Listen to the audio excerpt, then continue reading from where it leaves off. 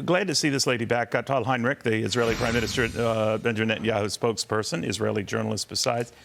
Tal, I'll pick up on that conversation, the Jewish vote that could be splitting here and all over this war. Are you surprised by the divide? Well, I'm not going to weigh in on American politics. Please, feel free. No, for very obvious reasons. But what we're seeing is that there's an overwhelming support to Israel in this war over Hamas. We're seeing it in American polls. There is an overwhelming But are you support. concerned it's not as overwhelming and that in a weird way, whether it's Hamas or whatever, seems to be getting a PR advantage here? The American media people is don't like glomming terrorists. after it. The American people don't like terrorists, and they appreciate. So you think there's a disconnect? They appreciate the right of self-defense, and this is what Israel is doing, exercising its right of self-defense.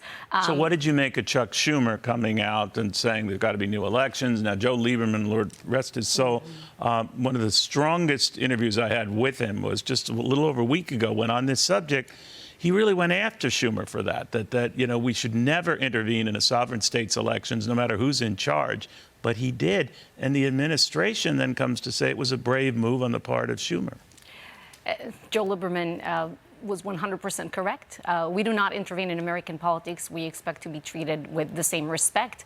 Do you think that was viewed as a threat? Was it viewed as a threat in Israel? But you know what? It's not about the prime minister. It's not about politics in Israel. It's not about the IDF. It's a decision that we took as a nation, that we're going to live, and that Hamas will not live another day, because we've done that for far too long. There's not going to be any compromise on our security. You know that Hamas has been in power for more than 16 years in Gaza. What have they brought on the Palestinian people? Just misery. So what do you do? What does the prime minister do? Now, he's back and forth on this delegation coming to the U.S., and when things are really the most tense, that's it, I'm going to scrap it. The United States, you know, steps out of a vote that essentially says get a ceasefire going immediately. First time that's ever happened. That was disappointing. To put it mildly, right? But it looks like this delegation is going to meet. What's the latest on that? So it's going to get rescheduled. It wasn't right to send the delegation at the time when it was supposed to meet in Washington. I can't tell you exactly when it's going to happen because we haven't scheduled it yet, as far as I know. I don't know if it's going to take place in Washington or Jerusalem or some. Oh, really? So there might not be people coming here. It might be, what is this, like a I have no, video I really don't, I don't, maybe some security. Yeah. I really don't know at this point. But well, so why the did Benjamin purpose, Netanyahu change his mind on it? Because it would have sent double the wrong message to Hamas. You know, the U.S. abstention at the United Nations, we were disappointed by it because it decoupled the two important issues, you know, of releasing the hostages in exchange for a ceasefire in the fighting. This is exactly what Hamas wants. They want pressure on Israel that will put an end to the war and let them live another day, rearm, regroup, and you and I will have this conversation again because they will carry out another October 7 massacre. We don't want that. We saw it as a change in the U.S. approach since October 7th. We are very glad for the clarifications that came from administration officials afterwards. Would you prefer a Republican president? I'm not going to weigh in on American politics. And also, you know, I think really it's not about politics here. Are you disappointed in this president?